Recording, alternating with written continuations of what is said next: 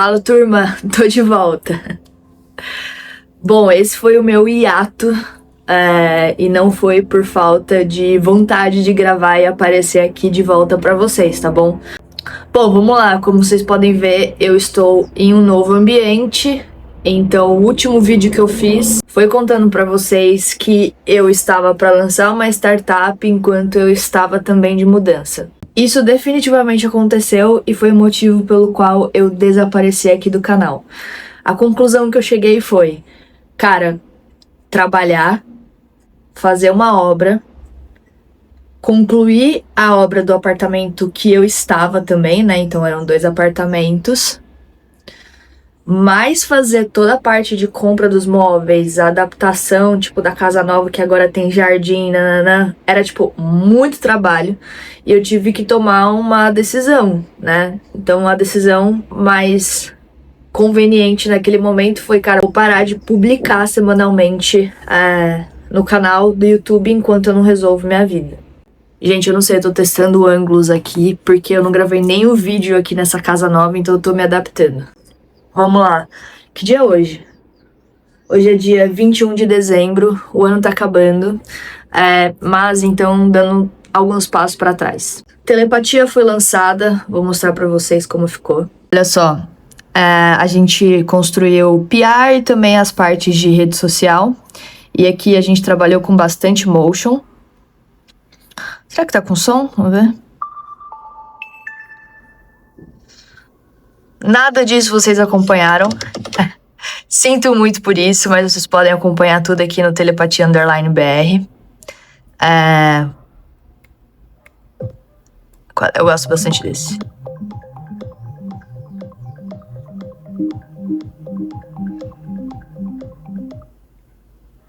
Esse é o Nico, fundador.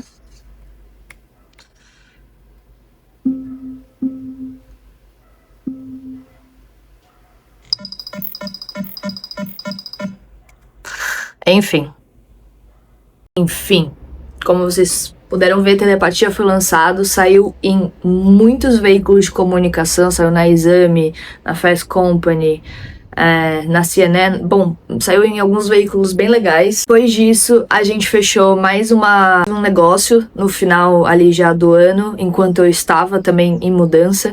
Então, basicamente, eu trouxe o time da Lemon para São Paulo, porque eles não são daqui, e eles ficaram em São Paulo por 2 dias, e durante esses 2 dias a gente foi fazer uma captação para a Stay, que é uma fintech, e a gente fez a captação na Maya Capital. Era o meu sonho conhecer esse fundo de investimento. Canary, Maya Capital e Kazek, são os 3 grandes fundos que eu gostaria de visitar, sabendo que tem um espaço aqui em São Paulo. Óbvio que eu tenho vontade de conhecer outros fundos, mas nem todos estão aqui no Brasil. Um deles, por um exemplo, é o Sequoia, que foi um dos fundos de investimento do Nubank quando eu trabalhava lá, e nossa, o meu sonho até hoje conhecer o escritório da Sequoia. Bom, quarta cena, a galera veio pra cá, eu tenho vídeo de tudo, não parei de gravar em nenhum momento, o único problema é que eu não conseguia fazer os vídeos e editar. Então eu vou jogar uns vídeos aqui enquanto eu falo. Então a gente foi lá pra Maya Capital, fez os 2 dias de gravação, e foi aí que eu comecei a sentir o meu corpo deteriorar mais uma vez. Então eu tive que dar 10 passos pra trás mais uma vez. O time foi pra captação, eu fiquei em casa tentando descansar, porque o meu corpo já estava mostrando sinais de muito estresse. Que enquanto eu gravava os vídeos, eu tava fazendo a mudança e eu estava vindo pra esse apartamento, começou a dar muito problema.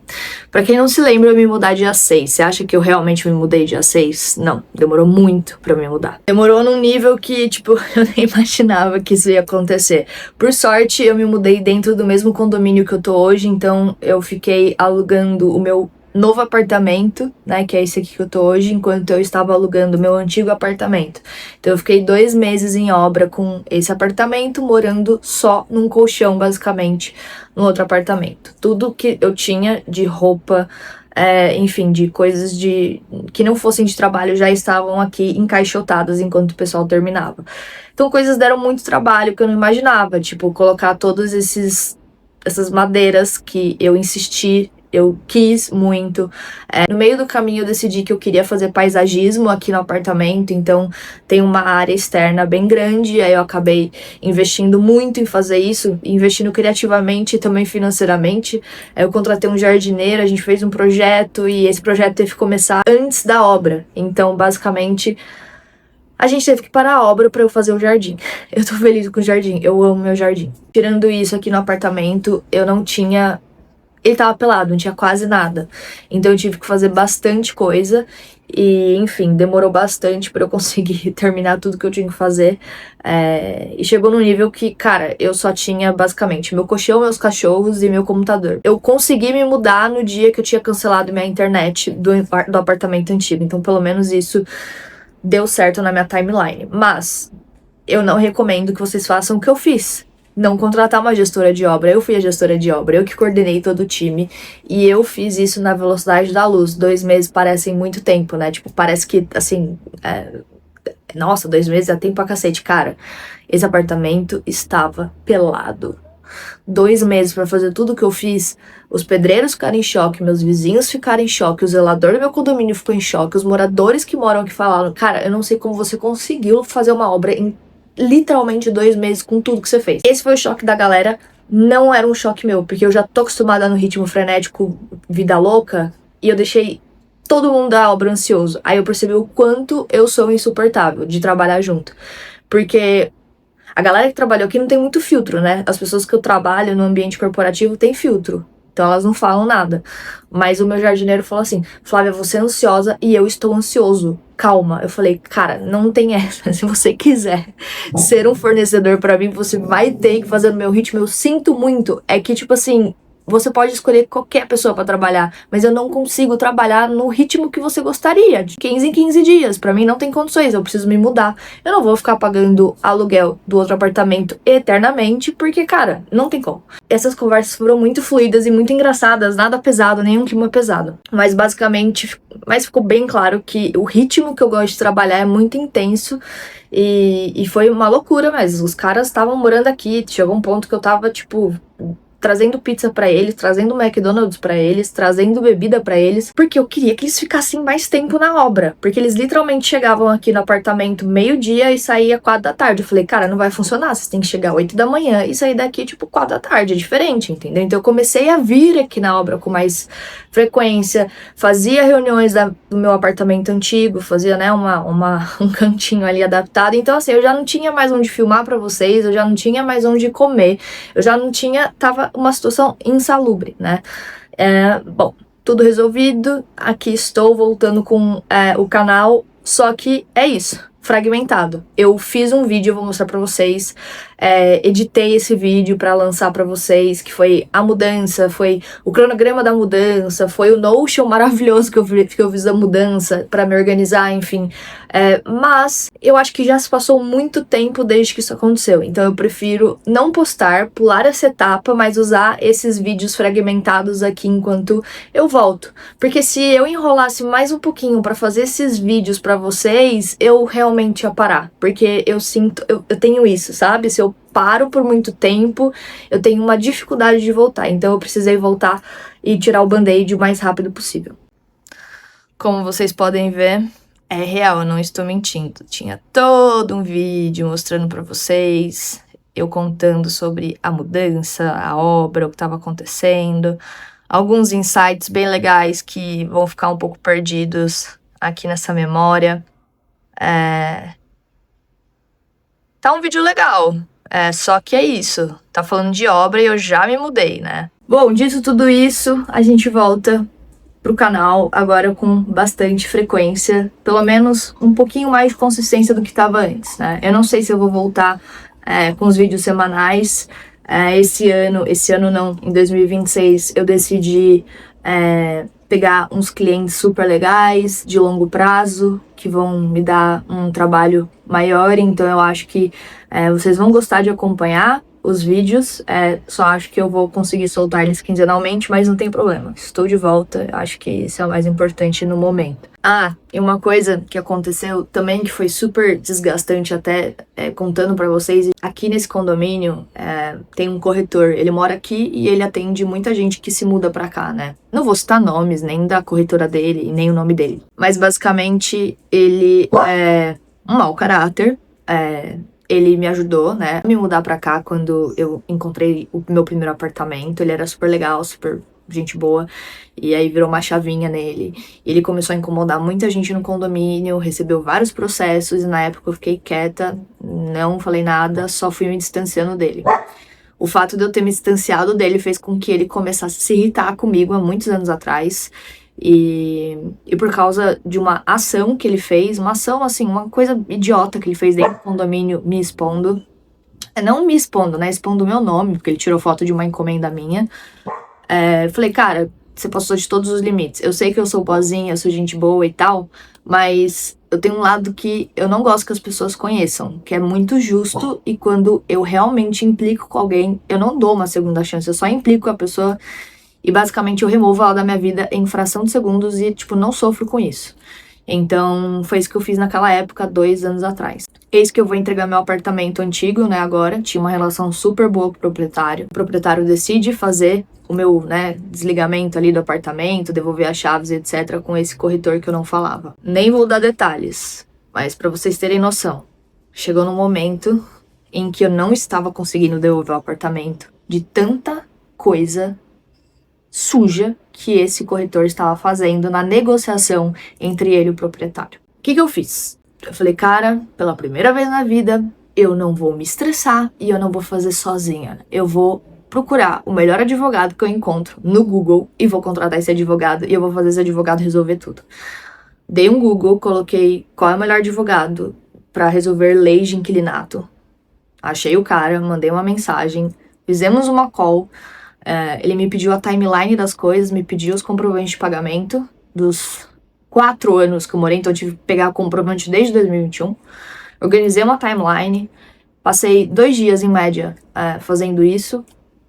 Eu já estava aqui nesse apartamento novo, entrei com uma ação judicial contra os dois, porque a gente achou muito erro no contrato, tipo, erro grave, erro que, inclusive, levaria os dois para uma possível prisão se eles, né, não pagassem as multas, se eles não se organizassem e não se responsabilizassem por tudo que eles estavam fazendo. Então, eles foram sanguessuga de energia minha, foram sanguessugas até de maneira financeira, então, tipo, tiraram muito dinheiro meu, agiram muito, né, de má fé, e acho que, bom, basicamente é isso. Então foram, acho que em média, uns 40 dias que eu me estressei muito. Então foi isso, foram dias que eu me estressei muito, mas eu fiquei tão feliz que eu ganhei esse processo contra os dois, porque era muito nítido que eles estavam se aproveitando de mim nesse lugar financeiro e também nesse